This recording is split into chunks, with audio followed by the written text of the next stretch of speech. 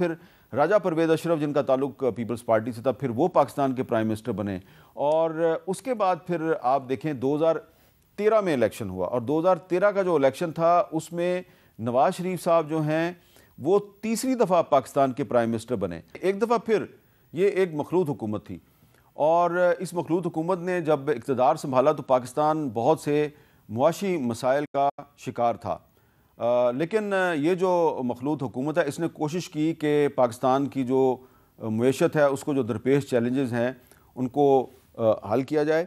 और ये जो मखलूत हुकूमत थी इसमें MQM भी शामिल थी, इसमें JUIF भी शामिल थी, और भी कुछ जमातें शामिल थी।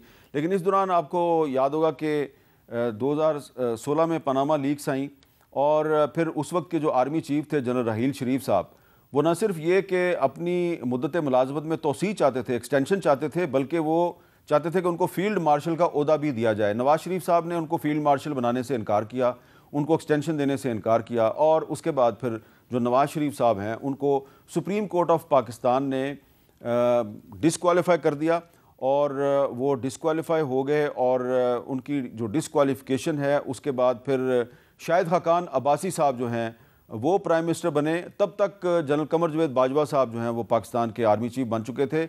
और फिर जो शाहिद खाकान अब्बासी साहब हैं उन्होंने जो मुस्लिम लीग नून की हुकूमत है उसकी मुद्दत पूरी की, और फिर 2018 में इलेक्शन हुआ। 2018 का जो इलेक्शन है उस पे हम आते हैं। 2018 का जो इलेक्शन है इसमें इमरान खान साहब जो हैं वो पाकिस्तान के वज़ीर आज़म बने, और इनके वज़ीर आज़म बनने से पहले सबको ही पता था कि इमरान खान साहब ही वज़ीर आज़म बनेंगे, क्योंकि जो उस वक्त की जो ताकतवर लोग थे और आर्मी चीफ थे जनरल कमर जावेद बाजवा साहब, वो खुल्लम खुला इमरान खान साहब को सपोर्ट कर रहे थे। उस वक्त नवाज शरीफ साहब की जो पार्टी है वो अंडर फायर थी, वो उस वक्त मजलूम थे, इमरान खान जालिम थे, और 2018 में इमरान खान साहब की हुकूमत बन गई। ये जो हुकूमत थी ये भी एक मखलूत हुकूमत थी, और इसमें भी MQM शामिल थी, मुस्लिम लीग काफ शामिल थी, शेख रशीद की अवामी मुस्लिम लीग शामिल थी, GDA शामिल थी, बाप पार्टी इसमें शामिल थी। और इस हुकूमत को न सिर्फ फ़ौज की बल्कि अदलिया की तरफ से भी काफ़ी ताउन हासिल था, और ये कहा जाता था कि सब एक पेज पे हैं, सब इदारे एक पेज पे हैं। और ये भी कहा जाता था कि पहली दफ़ा पाकिस्तान की तारीख़ में एक सियासी हुकूमत के पीछे न सिर्फ इस्टेब्लिशमेंट खड़ी है बल्कि उसको अदलिया की तरफ से भी कोई ख़तरा नहीं है। लेकिन उसके बाद आपने देखा कि 2022 में इमरान खान साहब के ख़िलाफ़ एक तहरीक अदम एतमाद आई, और उस तहरीक अदम एतमाद के ज़रिए वो अपने ओहदे से हटा दिए गए, और वो अपनी मुद्दत पूरी नहीं कर सके। इमरान खान साहब की हुकूमत ख़त्म होने के बाद शहबाज शरीफ साहब को वज़ीर आज़म बनाया गया।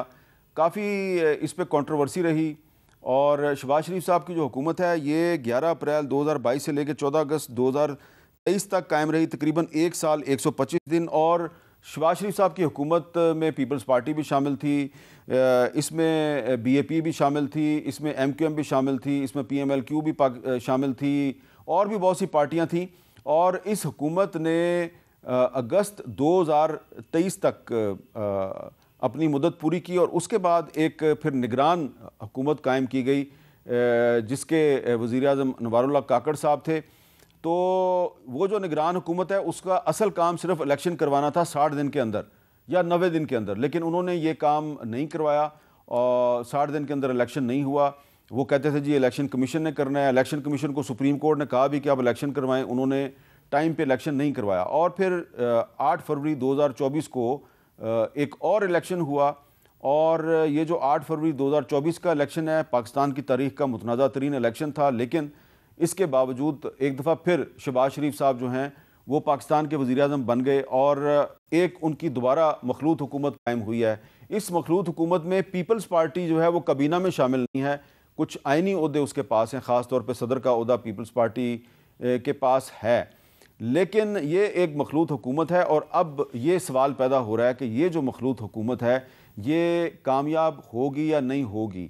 पीपल्स पार्टी ने जो इरसा के चेयरमैन की तकर्री पे इख्तलाफ किया, एतराज़ किया, उसका एतराज़ तो दूर हो चुका है, लेकिन अभी तक ये सवाल बाकी है कि ये हुकूमत कामयाब होगी या नहीं होगी। क्योंकि एक आम तासुर ये है कि इस हुकूमत का जो वज़ीर ख़जाना है वो एक टेक्नोक्रेट है, और वो टेक्नोक्रेट जो है उसका ताल्लुक किसी पॉलिटिकल पार्टी के साथ नहीं है। इस हुकूमत का जो वज़ीर दाखिला है वो एक सहाफ़ी रह चुके हैं, एक टीवी चैनल के मालिक रह चुके हैं, उनका भी किसी पॉलिटिकल पार्टी के साथ ताल्लुक़ नहीं है। और पाकिस्तान को इस वक्त जो सबसे बड़ा चैलेंज दरपेश है वो चैलेंज है पाकिस्तान को मुईशत को संभालने का चैलेंज दरपेश है।